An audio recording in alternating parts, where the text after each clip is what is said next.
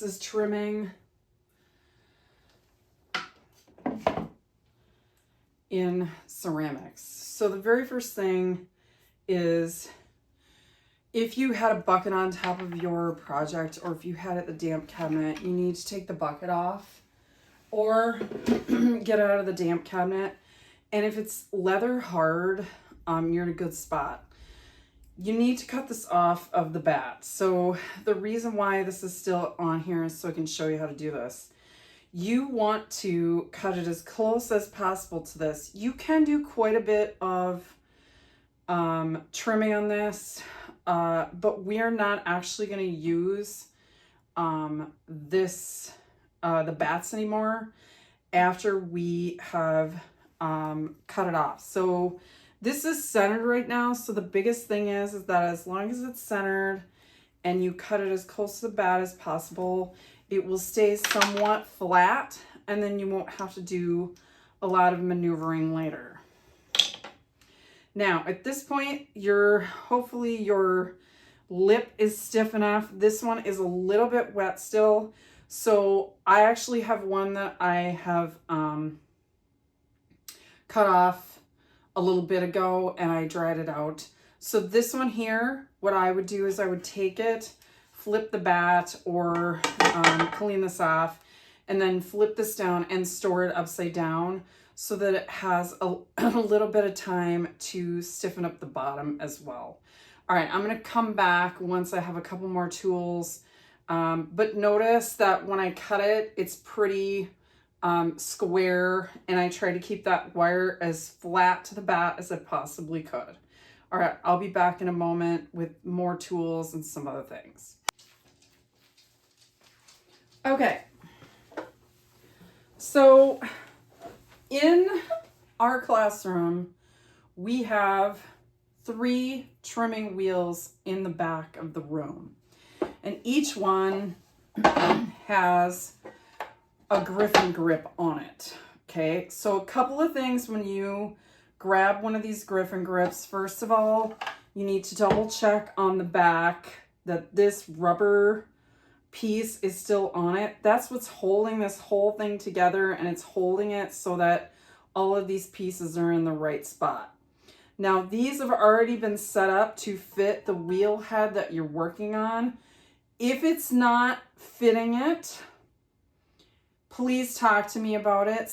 Some of these go on the Brent wheels. The other ones go on the Lockerbie's, which are in the back of 237. So what's going to happen then is you're just going to put it onto the wheel itself.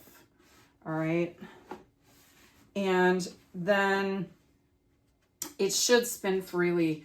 I have this little piece here. This may have to come off because this is an older wheel, but it should spin freely without really having too much trouble. Now, because that piece is on the bottom, that's keeping these 3 pieces moving where they need to go. So these should have moved all the way to the center.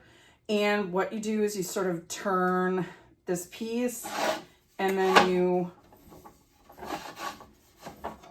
turn this out. And sometimes it doesn't come back the other way, but you have to push it back.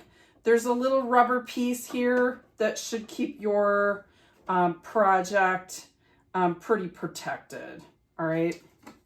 Again, I'm probably going to take this and put it in a different spot. Okay. So this is actually sort of the training wheels that we give you here at Blaine. I would use the Griffin grips because these are going to be a lot easier to deal with than putting it onto the circles and putting some clay down. So I'm going to show you this way first. I'll make another video on how to do it without it. I think it's harder to do it without it. So I have a leather hard or a leather hard pot that I made, and I dried it out. I cut it off my bat, and then I dried it out. So what you need to do is make sure that when you put this in here, it's a little bit larger than your actual project.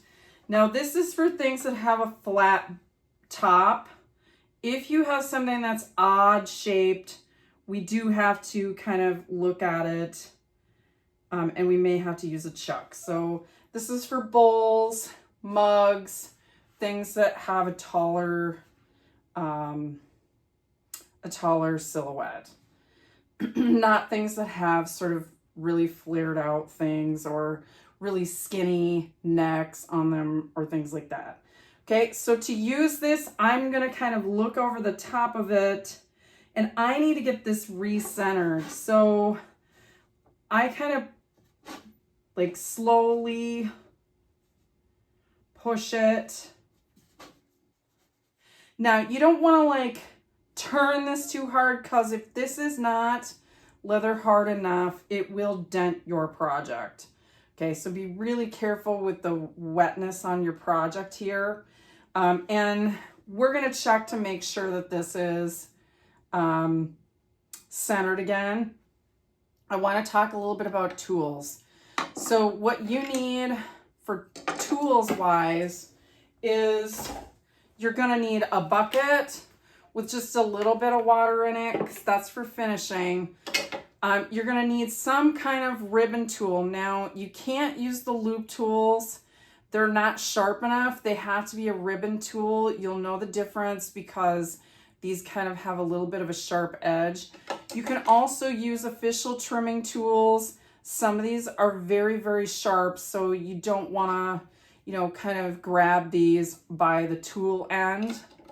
I personally like the ones that have kind of flat pieces for doing bottoms, and then the ones that have a rounded end for doing some of the other spaces. But again, I've used these two as well. So the very first thing that I need to do is make sure that this is centered. So what I like to do is I like to rest my hand on my wheel head, and I just gauge that this is an even amount of space as it's turning. Now, it should be tight enough. If it's not tight enough, this will fly all over everywhere and it will ruin your project, so you want to make sure that it's tight enough. This is looking pretty good. Okay, that it's centered. The other thing that you can do is you can use, I think there's a needle tool down here, a needle tool in the same spot, and you can kind of draw on a line to see if it is completely. Now, what I like to do is I like to, again, keep my hands attached to my thighs, and you'll notice that I've got a really nice round circle here. Now, we are going to consider this circle now the bottom of the pot, okay? So we are actually going to get rid of a lot of this, all right? We can also gauge the inside with another circle so that we can double check pulling some of this out and leaving some of this. I probably would not make it this wide, but what we're going to be doing is we're going to be kind of contouring this pot so that it looks a little different than it does right now. That's why the bottom is really not, it's not finished until you trim it. Okay, so again, I am going to hold things with both hands. I'm also going to lean over like I was when I was throwing, but I'm going to again work at about 5 o'clock, okay, because we do everything at that level. And what I'm going to do is I'm going to start carving this out and shaping this, and a little goes a long way. So sometimes I just do this in little pieces, take some off, put it into a pile, because you are not going to be keeping this. Notice that I have my hands here, or you can rest them on the wheel head itself. So what I'm going to be doing is I'm going to be carving in and taking away some of this bottom so that it starts to take a better shape into that bowl shape than what it had. Now, if you push too hard, it's going to put a chunk into it. You gotta pay attention when you're doing this so that. And the other issue is you do want to make sure that your tools are somewhat sharp. Okay, so here's how I would use this tool. Okay, if I was using something like this that was bigger, I can use this too as well.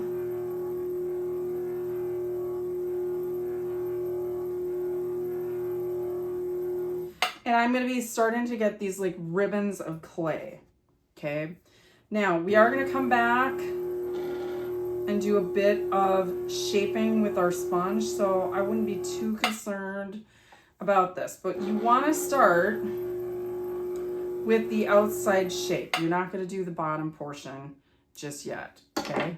Sometimes I like to use these on the outside shape. These are more curved. But we want to continue to take out, especially in a bowl, that extra clay that's right down here at the bottom. Okay?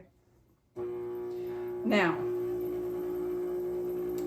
this is kind of the great equalizer. A lot of people do not like trimming because you can make mistakes pretty fast.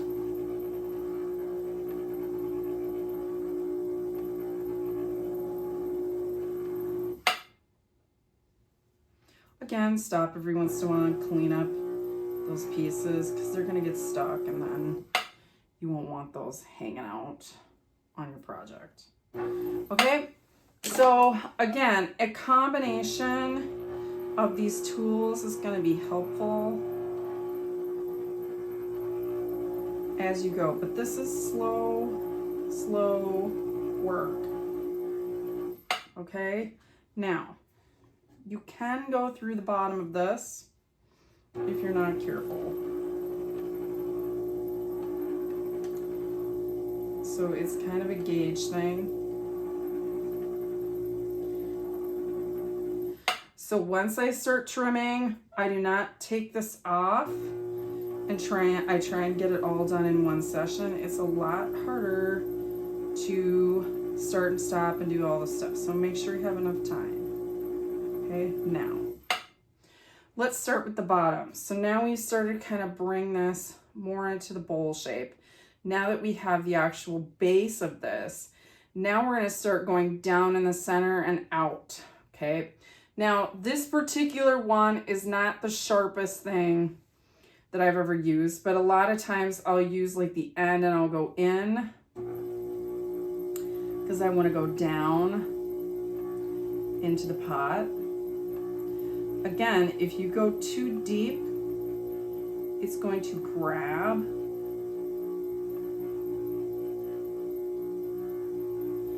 And then it's going to be a problem and it's going to catch and then things are going to happen. So you need to be very, very, very careful when you do this. And I'm going to admit, this is not, I did not cut this the squarest I could get it. So if you needed to, you could square it up.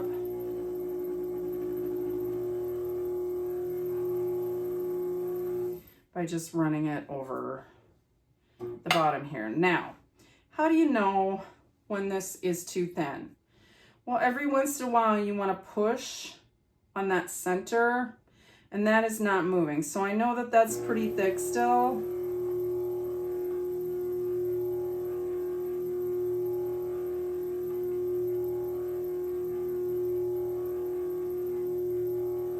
And I can take a bunch out.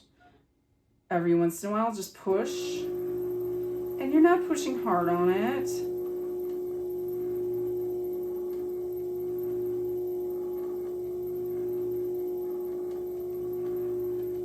But some of these pots are going to be awfully thick. In fact, I tell students leave them purposely thicker if you're going to foot it. Some students don't like to foot because it's too tedious. I think it saves a lot of time on the wheel if you learn how to do both. Both make something thick enough when you start and trim it thin enough. So again, I like to keep changing tools to get what I want. I also like to taper a bit of this clay.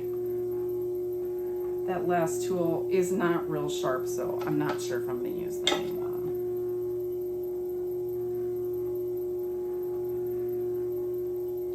So again, every once in a while, push down, then you'll know that you have a little extra, or maybe not so extra, section on the bottom. This one's pretty thick. Again, slow and steady wins the race with this. You do not want to go super fast due to the fact that it will take giant chunks out of your project, and you want to keep what you threw.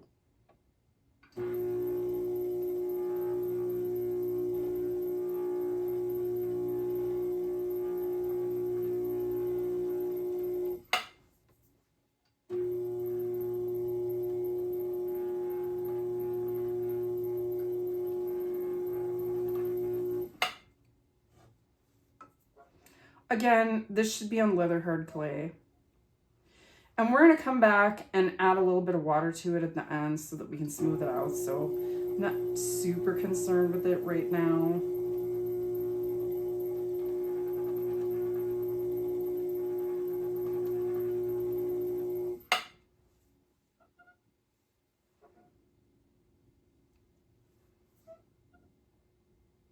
Okay, so that's starting to move a bit.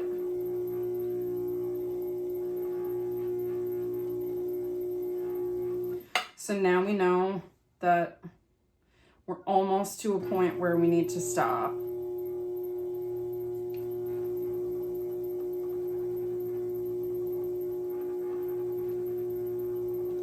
So that we don't go through the pot.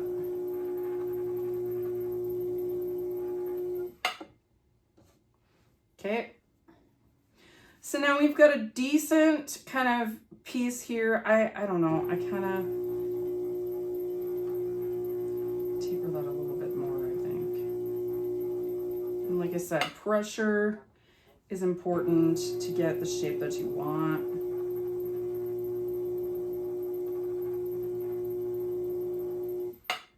So I'm just kind of doing a light pressure with that. I also did taper this a bit.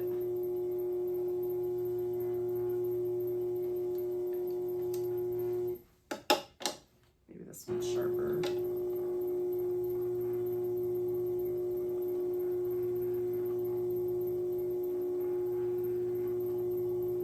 Just to get a more crisp line there. Okay.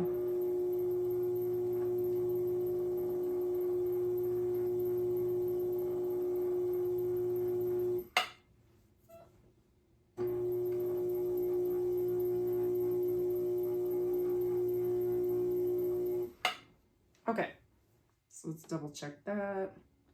We could probably go a little bit more.